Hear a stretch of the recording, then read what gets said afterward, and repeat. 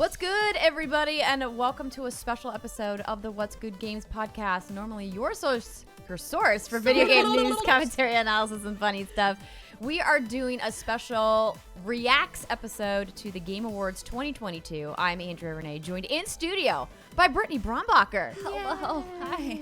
How you feeling this morning? Oh, I'm good. I'm very good. I'm realizing I'm getting old. That's kind of what it is. Yeah. You know, I just can't knock them back like I used to. But that's okay. I'm here with someone who's going to give me all of her energy. I am. Mrs. Riana manuel-pena. Hello. I have all the energy, not because I got enough sleep, but because of a certain game that was announced. We will talk about it momentarily. And joined by special guest, Emily Rose. Hello. Thank you all so much for having me back again. I appreciate it. We want you to come to the studio whenever you would like. You are always welcome. Well, I have so much time on my hands now.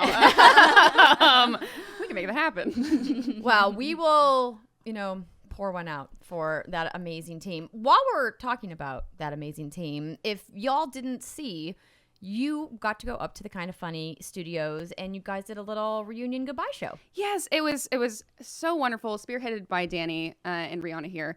And yeah, it was so wonderful. We got to kind of have that goodbye. We got to have control of it, which was really, really important. I know for me afterwards, I was like, and the book is closed. Just being able to be, it was so funny just sitting. It was a completely different set. We're in a completely different city, but sitting there with everyone, I was like, as soon as I sat down and started talking to people, I was like, oh, we're back at X-Play. We're back at the studio. And it was just such a joy being able to we raised so much money for RAD, which was amazing.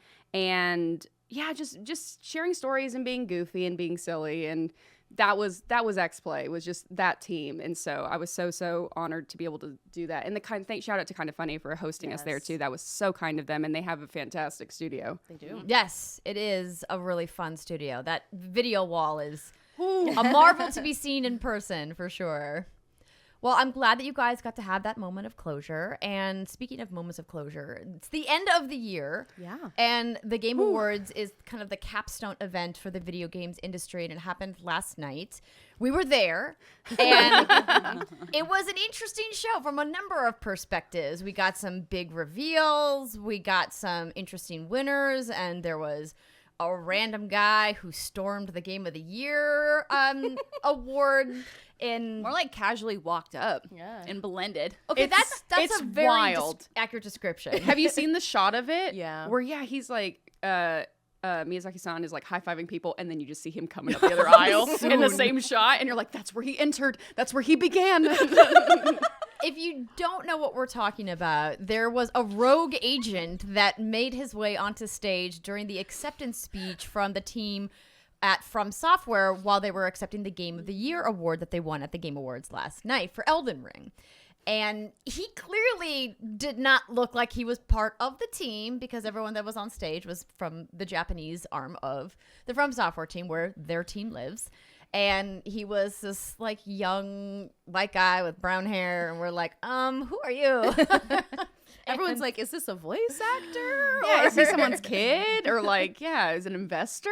A very young investor. It's Hollywood. There's lots of young people with lots of money, but yeah, clearly Jeff tweeted shortly after the show that he was arrested, and I would love to know what the charges are going to be. Allegedly, Jason Schreier from Bloomberg has an interview with him that's going to be posted. It's kind of scary, though, that if you think about it, if you think about video games in this industry, there are a lot of people who idolize these developers and these teams. And if you get the wrong person who buys a ticket and can just casually go on stage with someone. So I think it was a good wake-up call that there needs to be some form of security. Or that the public tickets need to be siloed to a very specific section of the theater. Which I know for other award shows, they usually are held in theaters that have like a mezzanine or a balcony level.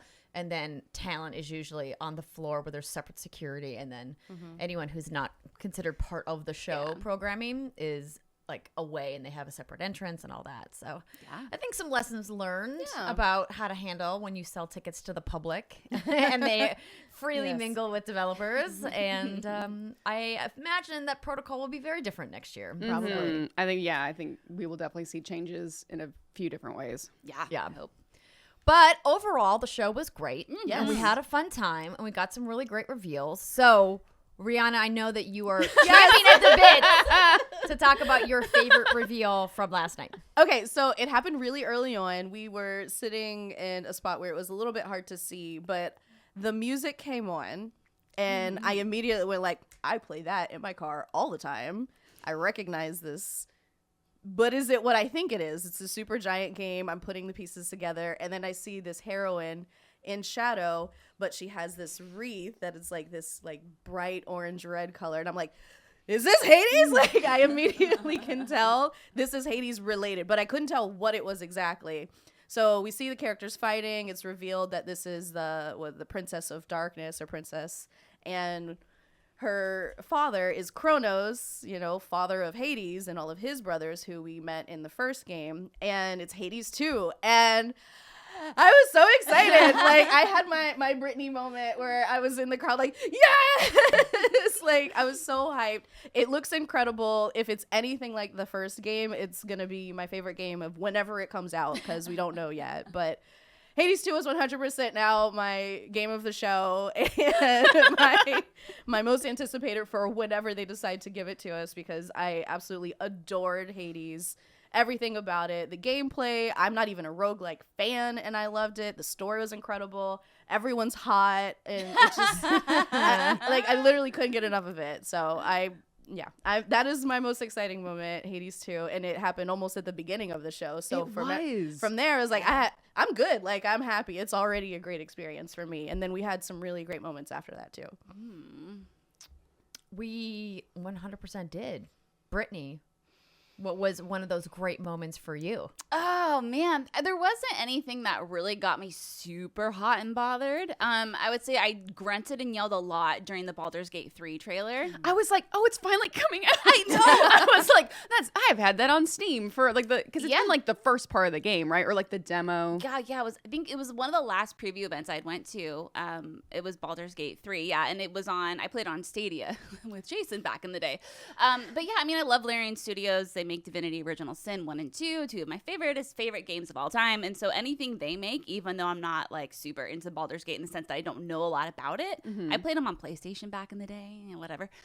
I grunted during that. I did yell during a very silent moment, and a lot of people heard me. That's okay. That's what I do. That's your thing. I grunted into your coat. You did. I did. It muffled it really well. well. I did. She had an epic faux fur like floor length coat on last night, if you missed her photos on Twitter and Instagram. Yeah.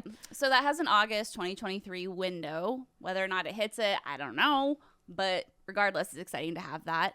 And then there was the Final Fantasy XVI trailer, which I didn't get to see it all its full glory because we had to bounce a little early. But I did see the release date, and it's June 20-something.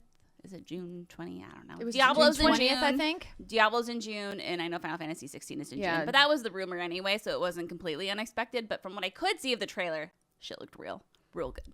God, that game looks good. June's getting stacked. June next year. Yeah. Yeah, I am a little like flabbergasted at how many giant RPGs we're getting next year now. So we talked about how much we loved Diablo in our preview. If you guys missed it, please do check it out. It was a special episode that Brittany and I put together. But they did a really fun little musical performance with Halsey that I thought was cool. I wanted to go on much longer. It was way too brief. Could have used she an looked entire hot. half an hour of that. Yes. Yeah. And And obviously the show. Yeah. I was hoping they were going to show a little bit more of like a new cinematic they did show like a new cinematic, but like more gameplay.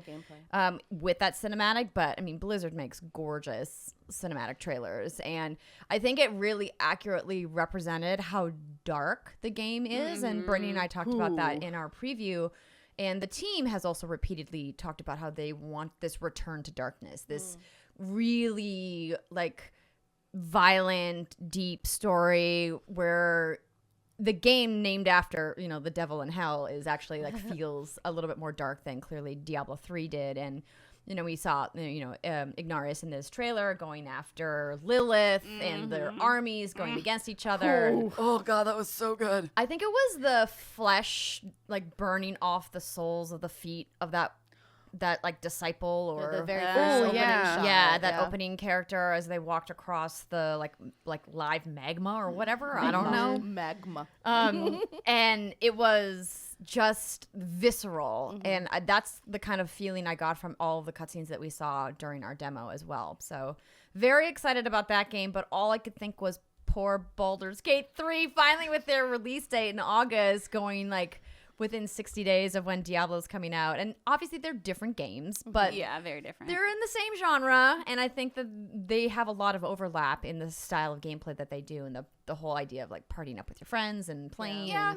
Obviously Baldur's Gate I think is, more whimsical. It's turn-based, a lot more character dialogue choices. And D&D focused. Right. Yeah.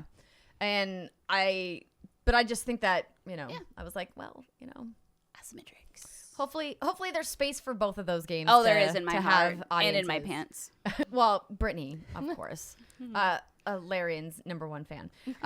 But those were just 2 RPGs that we saw. There was several more. We noticeably didn't see anything from Microsoft first party. I know. I thought we were gonna get maybe a Starfield teaser. I thought we were gonna get a release date. Because that's the thing is like, it's Starfield at the Xbox Bethesda showcase. Phil came out and said very specifically in that showcase over the summer, this is a showcase for the games coming out in the next 12 months. That puts Starfield, if you follow Phil's rules, that puts Starfield in May and June. So if you have Diablo, Final Fantasy, and Starfield all dropping in the same month, that's insane. And so they gotta beat it. They gotta go early. They're like, oh, what do we do? So I would not be surprised, if we see Starfield May, June, or I could even see Todd pushing it to November because he loves those November release dates. So I just want to know. Smart. Because now that, and obviously the deal's not final and there's a lot of problems with the deal. And Zelda. But we'll talk to about Zelda in a second. Now that, hypothetically, that Starfield and Diablo are going to be under the same Xbox or Microsoft gaming banner, I don't understand why they would release them in the same month, because that not only puts their PR marketing teams under like immense pressure, but why make your teams compete head to head like that? And I know I said that about Sony with God of War and Horizon, but they did give those games like a wide berth. They had like a 6-month window between the releases of those 2 games. So I thought that at least that made sense. Each one had its own season. So if we hope that Microsoft Gaming looks at how can we best support these teams, it feels like push Starfield away from Diablo, let those 2 giants release separately. Thank you in advance. June is gonna be great. We got E3, and I was mentioning Zelda because that's May, right? That is May. That's May. The most anticipated game as voted last night at the Game Awards, The Legend of Zelda, Tears of the Kingdom. A lot of fan cheering when that was announced.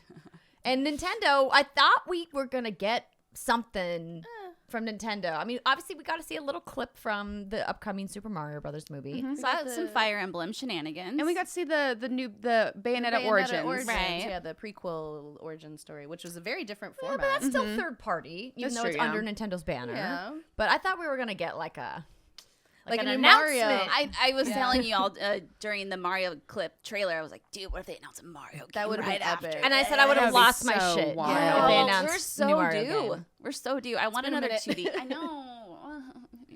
Yeah, because Odyssey even feels like it was a long time ago. Yeah. Where's Super Mario Galaxy 3? Just do any it. Mario. Give me another RPG. Mario RPG, not another RPG. We don't need any No, more. Take it back, redacted. I take that like that. For a while Maybe from the it's a new RPGs. Sunshine. Who knows? Ooh. I love Sunshine. Well, do you have another moment, Emily, from the show that you were I like, had this an is my unhinged moment? yell moment that apparently people heard me on stream and tweeted at me. I love it. As soon as that Ghost Story Games logo came up, I yelled like an unhinged woman because as you can tell, I have my little Rapture pin on right now. I love BioShock is like, if you think I love Skyrim and Fallout, BioShock is my first ever love. It's like the game that convinced me to go work in the games industry and to talk about games because it had such a profound impact on me, just storytelling wise. And so seeing, because I was really, really sad after Infinite came out, the disbandment of Irrational Games. I was like, oh man, no. But then Ken was like, I'm going to start Ghost Story Games. And I'm like, And they've been not rogue. They've been like silent. They've been like ninja. Yeah. To the point where I'm like, they've never been on any prediction list of mine because we just never, there was nothing to anticipate or to assume. And so as soon as that came up, and of course it's like, from the creator of BioShock. And I'm like, I think I grabbed my friend Matt's hand and I was like, it's Ken. And I think I said something similar to Brittany or to Ryu. I can't remember where we were at that time. I was like, this is Ken Levine's new game. Finally, we're seeing it. But like, man, I'm so curious about this game just because Keeley was like, it's gonna explore narrative. Like he said something about how it's going to explore narrative in a completely new and different way. So I'm like, oh, interesting. Okay. But I just loved seeing that trailer because it's just the BioShock. We're playing the classics. You got the hand that has the supernatural abilities and it's got a tattoo on it. And those are the two things you need in any kind of BioShock-esque game. But it looks super duper cool. All these amazing, really, really neat characters. Judas is the name of the game.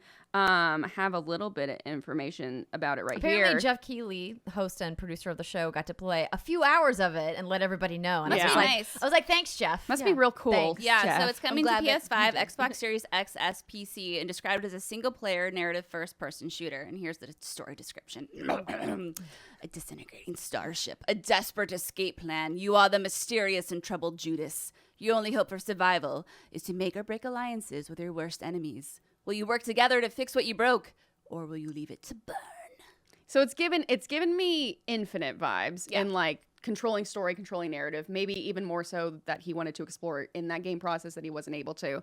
So I'm really excited to see that. And then speaking of BioShock, I think it's so funny because this one's in space. So of course you're like, it's a little system shocky. And then speaking of BioShock, we do know that 2K is developing the next BioShock game because now they own the property. Yes. And like Irrational Games never owned that IP. Correct. They just, created it underneath, the banner of Take-Two Interactive, Big Daddy money. And I mean, pun intended. Hopefully we see information about that other BioShock game soon too. Because apparently, I mean, that's been on a few different lists. Even earlier this year, it was like, there's a rumor we're going to see that at a showcase. Or like, there's a rumor there's a trailer going to drop for a new BioShock going to come out. Because it keeps popping up at earnings calls. Whenever Take-Two Interactive is doing earnings, they always like sneak that in there to remind their investors, oh yes, this giant property that, is very critically acclaimed is still in the works.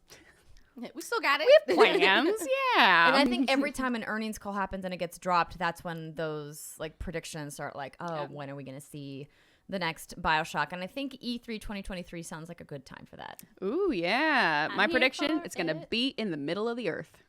I'm trying to like the center, like the core. Yeah, it's gonna be like. Did you ever read the book City of Embers? YA dystopia book. Basically, it's like we did bad to the planet, and now everybody lives underground. It gives me very much like I'm feeling like okay, we did sky, we did the ocean. No, we're probably not gonna go to space because that's System Shock. And then, so I think we're gonna go into the center of the earth, which I think would be cool. I love it. I want to give a shout out to Banishers. I was gonna say that one too. Yes, from Donut. And Focus Entertainment. So I was pulling up the synopsis on it. So essentially, you play as two fated lovers, and they are banishers.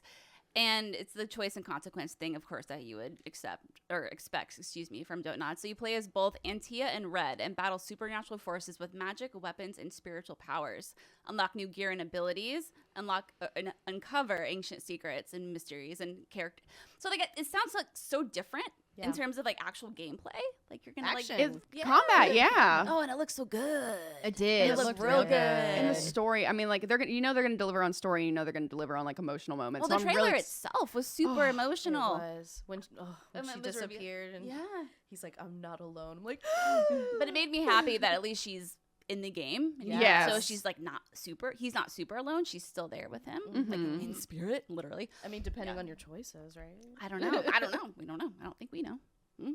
No, I haven't seen anything that was like, this is, gonna follow the same narrative structure that their previous games followed, but I hope it does, because I think that always makes games more interesting and I get more invested when I feel like I have agency in where the story's gonna go. But maybe they're fully exploring something else and they're like, hey, we can only do so many new things at a time. Maybe make meaningful and morally ambiguous choices that affect the story, the world, and the fate of all characters, dead or alive. Well, then never mind. Ooh. I just like the way she appeared. I was like the animation for how they were animating her ghost form, kind of like popping up everywhere and being like, oh hey, there's these enemies. I'm like, I'm excited for this. Yeah, I like a good companion action moment. Same. I'm ready for it. Yes, I'm glad you brought that up. That was my second most excited. that are playing Crash Bandicoot with 3 other people. Oh my What's been the gosh. reception on that? Have y'all seen? The multiplayer game that they announced Yeah. with Crash coming down from the ceiling on stage. I mean, that was cool. It was but cute. the game itself, I don't know how people are digging it. I haven't been paying attention, but I'm not a Crash Bandicoot stan, so I was like, I'll maybe check it out. It doesn't really seem like my vibe, but I think, Crash fans are excited for more, and they hinted that there was an announcement coming because the official Crash Bandicoot Twitter account, kind of was like, see you soon, Game Awards, they or sent something. those pizza boxes to everyone too, I think, or pizza or something like that. Oh, that's right. Remember that back in the day? Yeah. So kind of being like, hey, we have something coming, but weren't ready to announce it at the time. Yeah. But the announcement that I think got, people's loins really quivering. I love that you said that Jeff was like visibly excited to this announce one. on stage. And it's Oh rare that my- we get to see him like let his fanboy crack just a little bit through because he is a consummate professional. But you could tell how eager and pumped he was to announce the new project coming from Software, which we now know is Armored Core 6. And I think when the From Software logo came up, everyone, of course, was like, yes, more From Software. And then the trailer started unfolding, and people were like, wait, what is this? The What is this pacing game? was a little odd for me. I thought as a piece of marketing material, it could have been better. I liked the back half of that trailer a lot. Yes. I think the first 60 seconds of it need a little work, especially Yeah. in an era of TikTok and YouTube Shorts where people want something impactful in the first 15 seconds of a video or they're going to swipe. I think that they need to reconfigure that piece of marketing material so that it's a little bit more swipe friendly, because we were sitting in the audience being like, what the heck is this? Why is it taking so long to get to the reveal? Because Jeff teed it up so epically. Yeah, did. he had And so then we much were just energy. like waiting. And then finally we start getting some of these shots of these pieces of machinery and then the mechs and then obviously the name reveal at the end was cool. But I am not as jazzed about it as everybody else on the internet is. I think Armored Core, in my feed, just dominated when that thing came out of everyone being like, this is what I need in my life. Oh my God. I mean, besides Hades 2, because that was the first one that everyone lost their marbles over. But I think it's a really interesting direction that From Software is going in, and I'm curious to see more because it feels very different from what we've got from them so far. And it'll be curious if they incorporate some of their Souls mechanics into what's coming for Armored Core. Yeah, I mean, I want to give it a shot. The only time I've played Armored Core were on those PS1 demo discs you'd get back in the day. Yeah. And it was just like a PvP thing, but you could play split screen, which is so funny to think about. But I would play hide and seek with my dad in Armored Core. Oh, Yeah, and that's all my Armored Core That's so experience. wholesome. Yeah, except for it was so messed up because I could see his screen. Oh, yeah. And now looking back on it, he was just letting me win. Thanks, Dad. oh. Shout What out a to good Dad. dad. What a good dad. Letting you win. There were some really good dad moments across the show. I think my favorite, Emily, you were mentioning this before we started recording, where we had Pedro Pascal. Yeah. Was they were presenting along with oh my gosh, with Troy and Ashley And Bella. and they were all doing a tee up for HBO's The Last of Us together as a foursome.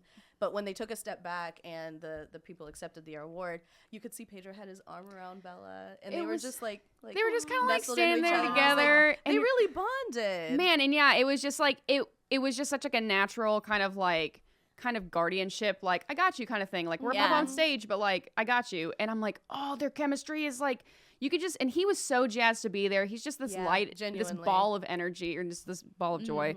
And so I'm so excited. I was really hoping, I know we got the Mario, we got kind of a teaser for the Mario film. I thought we were going to get that kind of level of teaser for the Last of Us show. Same. Since they were going to present, we knew they were presenting. And since it's coming out in January. Yeah. So I'm we're so close. This would be the perfect time. This is the audience you want to subscribe to HBO if they haven't already. Yes. True. And because they even showed an ad for the PC release of The Last of Us part 1 and part 2. And so I'm oh, interesting. I guess they're holding their cards close to their chest, but I hope in the future, as we see more and more shows develop, that we get maybe a few more teasers at the Game Awards but that might be me selfishly asking for that, including the just Fallout want that. Amazon I don't show. think it's selfish. I think it's a great opportunity to utilize a captive audience who are gamers, who are the core demographic, who you want to watch that stuff and subscribe to your streaming service. And we're getting so many series that are on gaming properties, particularly on Netflix. Yeah. Right. So I Dragon would love to Age see drops more. today. Oh shit. Wait, no, to 10th. Wait, no, maybe to. What Okay, day? I'll is What it? day is it? Today is December 9th.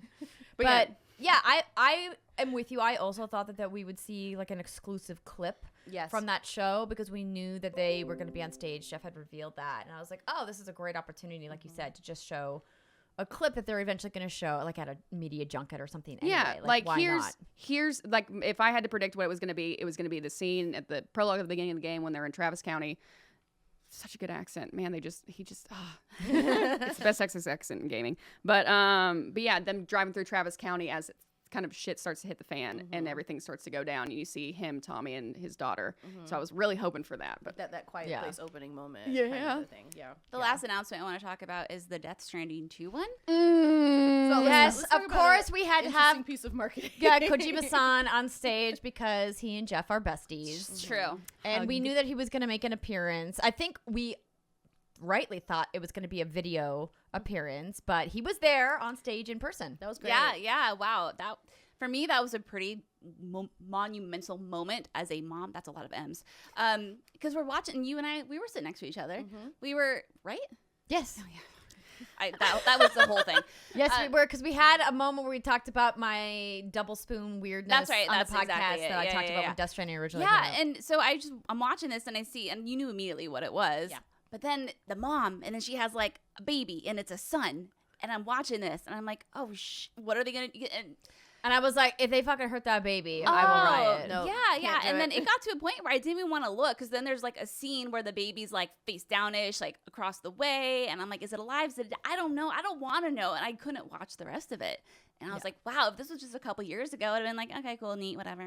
But now, man. It's different. It hits different. And that was the first trailer I've seen. And I'm like, oh, I don't know if I want this. did you see the part with the tentacles? The baby had tentacles. What the heck was that? What was that Kojima? about? Why is there a squid baby? If you thought the first game was weird. Oh, that's, there was a tentacle. Yeah. Blah, blah, blah, blah. and then Yeah. Big Boss Throw Norman baby. Reedus. Oh, yeah, he's gray now. He's gray now. He's old. Throat baby came back for a little quick cameo. I wonder if the gameplay is going to stay the same in the sequel. If it's going to be the like traversal of the land. Well, like we saw her on a bike, and at first, as soon as Okay. I saw that bike, I was like, "Man, I needed that in Dress Stranding." And I know they added like the little scooter in the bike in Yeah. the director's cut, but and then what he said while he was talking about the game too, that he had the game written, and then because of the pandemic, he rewrote the entire game. And I made the comment, that's Sony being like, okay, Kojima-san, we believe in you. We will fund a complete rewrite of the game.